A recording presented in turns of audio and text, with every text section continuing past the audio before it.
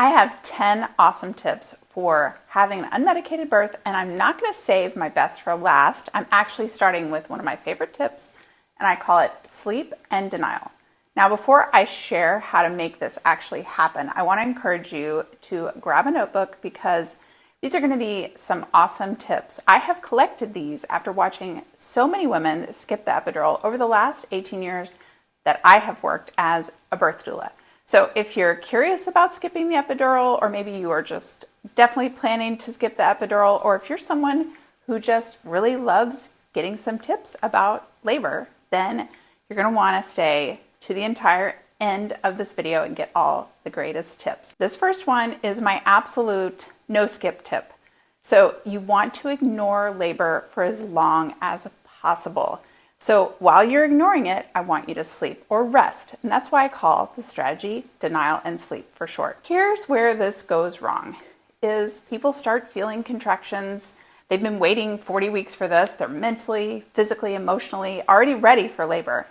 And they start doing things like timing contractions, Googling their symptoms of labor, telling their family, their friends, repacking their hospital bags, like hyper-analyzing every little symptom that they have. This is super normal, but it really drains your energy. It's kind of like putting your brightness level on your phone on high, having 20 apps open, and you're scrolling TikTok. It just totally wipes you out. So here's how I want you to handle early labor. When you start noticing some contractions, you just say to yourself, this might be labor, but it's probably just a false alarm. Either way, I'm going to go get some rest. I'm going to take a bath. I'm going to lie down, even if it's not bedtime, but especially if it's at the end of the day after work. If you have already worked a full day, you want to get rest immediately. Taking a bath can actually slow your contractions down. And I know you're probably thinking, why would I want to slow my contractions down? I've been waiting for labor to start for weeks. Well, you got to trust me here. If this is real labor, your contractions will only temporarily be slowed down by this bath. And in that time, you'll be able to get some rest. This is you charging your batteries for that labor ahead. I want you to charge your batteries and keep yourself plugged in on airplane mode for as long as possible. So another way to remember this is don't be in labor until you are absolutely 100% certain that you're in labor. Because if you're still questioning it, if you're still wondering if this is labor, this is a time you should absolutely be resting. Your body will tell you when you can't rest anymore. In my work as a doula, if I get a text from a client that says, hey, I think I might be feeling contractions, labor might be starting, what do I say to them? Take a bath and try to rest. It's critical. If you don't want an epidural, if you're trying to go unmedicated, you have to start off your labor with rest. Moving on, tip number 2, know your why. So can you tell me in just one sentence, why are you wanting to skip an epidural? This is your why. If you want to share this why with me, leave me a comment below. I would love to hear from you. Now, I won't judge your why because I think your why is completely up to you. I have worked with clients who have been interested in skipping the epidural for so many different reasons.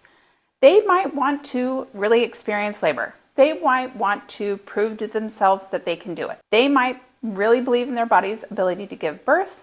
Maybe they're inspired by their mom who was able to do it. Or maybe they're really interested in having an easier recovery. Maybe they don't want to be stuck in the bed. It doesn't matter. Whatever your why is, it is your personal why. The point here is that you get to choose it. I remember working with this client one time who looked at me very closely. We were right face to face. She was getting through some really tough contractions. And she said, Alice, why am I doing this? And I just reminded her of her why. And it was like a shot of adrenaline. She was filled with a new energy. It was so cool. Part 2 of this tip is to tell your support people your why. This can be so handy when you're struggling in labor and you're wondering, why are you doing this? Your partner or your doula can remind you of your why. It's amazing how your brain can forget such an important piece of information, but in labor, it sometimes causes your brain to work this way. Speaking of support people, having a supportive partner is my tip number 3. Now, research is really clear that good support in labor can make a significant impact on our birth experience. This is a subject that's really near and dear to me, which is why I created a whole online course to prepare dads and partners for their role called Supporting Her. I'm going to put a link down below with a coupon if you want to grab that. But ideally, you want your support person to support your choices 100%. So if your support person isn't there yet, this is something I would really work on before labor starts. I mean, imagine yourself in the challenging part of labor and your partner just presses the nurse's call button and says that you're ready for the epidural. This would be really undermining of your goals, right? I know that this sounds crazy, but I've seen it happen. Tip number 4 is similar to having a support person that's on board. And that's actually having a birth expert that's with you. And a birth expert is a birth doula. So if you want to give yourself the absolute best chance of skipping an epidural and having an unmedicated birth, I recommend hiring a doula. Doulas provide excellent support, but they also have experience in seeing birth. They have knowledge of what works and what options you have. Now, I know budget can be a barrier to hiring a doula, but if budget is a factor, don't give up without looking around. Many newer doulas have lower price points. It's something to check out. Doulas can play a critical role in going unmedicated. The final very important person in your birth team is your care provider. And my 5th tip is to work with a care provider who supports birthing without an epidural and has also experienced many clients going without an epidural. Now, usually midwives are going to fit this description better than OBGYNs, but that's not always the case. In my experience, providers that understand what labor looks like without an epidural, they tend to be more supportive and they tend to be more patient. So if you're wondering if you are working with a care provider that's supportive, ask them questions like, how do you support your clients who want to skip the epidural? And ideally, you want a provider that mentions things like, oh, I support movement in labor, we do intermittent monitoring, I encourage the use of the shower in the tub, things like that. What I would be a little worried about is if your provider discounts your idea or makes fun of your idea. I can't tell you how many times I've had clients talk to their doctor about skipping an epidural and the doctor tell them that that it was a bad idea or that it's impossible or that they should just give up. That's not the care provider that ideally you want if you're wanting to go unmedicated. We're halfway through this list. If you have found any of these tips valuable, please hit that like button. And if you'd like a written copy of these tips, I'm going to put a link down below to a resource that you'll want to check out. Tip number 6 is to give birth at home or at a birth center. The reality is you're removing the temptation of getting an epidural. And if you choose a location where you just don't have access to one, you're not going to be able to get one, even if you want one. For many people, it's the only way to go. Most people, however, don't want or can't give birth outside the hospital, which leads me to tip number 7. Tip number 7 is to choose a birth location that respects and supports people without an epidural. So find the hospital in the area that has the most unmedicated births. It might be the hospital that offers like birthing tubs or birthing in the water.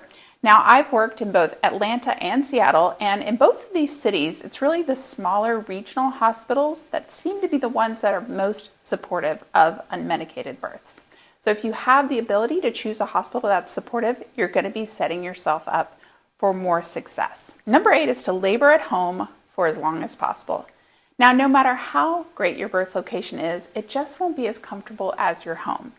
There, of course, are many factors to consider here, like travel time to your birth location, whether you've given birth before. But if you can experience early labor at your home and arrive at your birth location when your labor is really going well, very active labor, then you're reducing the risk of that slowdown that often happens in the change of location. For a lot of people giving birth to their first baby, they're trying to shoot for a labor pattern where contractions are coming around 3 minutes apart, and those contractions are lasting over a minute each. And that's kind of something that if you're wanting to go unmedicated, you're shooting for that pattern. Now, if you're working with a doula, you can have your doula meet you at home and labor with you there, and then they can help decide when it's a great time to head to the hospital. It's a huge advantage when you have a doula.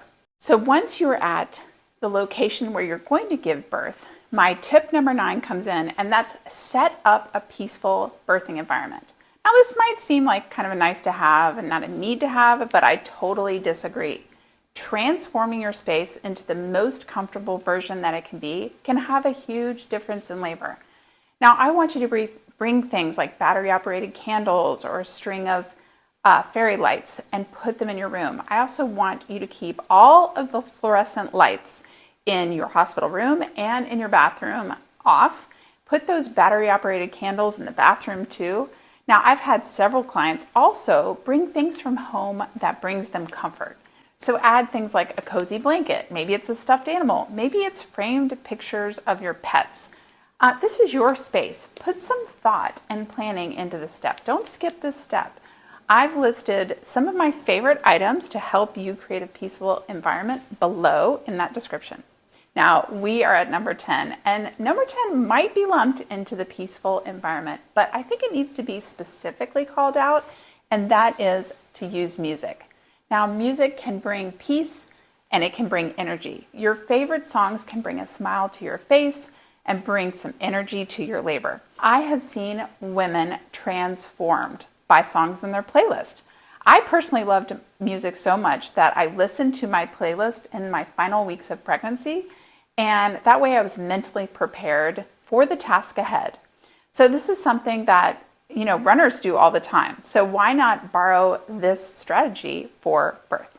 Okay, guys, I have 10 more great tips that I have put into a part 2 of this video. Of course, you're going to watch that, grab that here.